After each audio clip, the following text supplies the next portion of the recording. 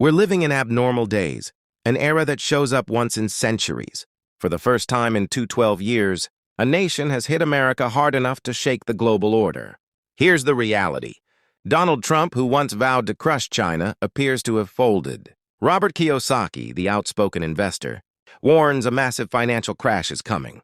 Stocks, banks, even sovereign savings could be devastated. His tip: buy silver, gold, Bitcoin, Ethereum. Tangible assets may outlast paper wealth. Why? U.S. debt has exploded.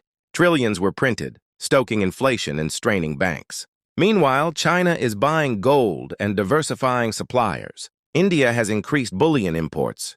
Nations are quietly preparing for instability, quietly stacking assets while markets still offer them cheap.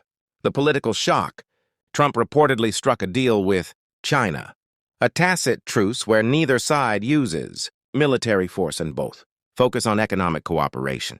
That means the unipolar era led solely by the U.S. is shifting toward a bipolar one where Washington and Beijing co-manage global affairs. Tough talk became diplomacy overnight, and that surprises many who expected confrontation. The economic fallout is visible in farms and docks. China slashed U.S. soybean and beef purchases, switching to Brazil and Argentina almost overnight. Argentina even cut export taxes to woo Chinese buyers. American farmers were left furious. Politicians pressured and local economies strained. These supply shifts translate into real-life pain for workers and shoppers. Investors react fast. When geopolitical storms gather, the super-rich often pull capital out of risky markets and park it in gold or crypto. They wait for a headline-driven recovery, re-enter, and ride the rebound, while everyday investors, slower to act, can suffer the consequences. That pattern repeats. Fear sells, headlines move markets, and timing matters. China's long game is strategic and patient. It secures raw materials, builds reserves, and reduces dollar dependence. It manufactures at scale: electronics, rare earths, components that power global tech. Cut China out, and many Western supply chains would falter. That leverage forces countries to negotiate instead of escalating conflict.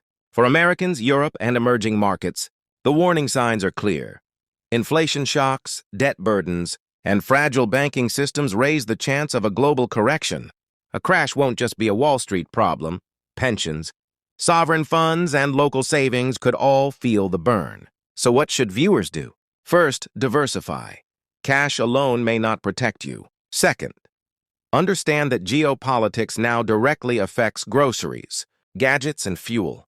Third, watch policy moves, tariffs, reserve purchases, and diplomatic deals are the early warning system for bigger economic shifts. This is not fear-mongering. It's a snapshot of a tense moment.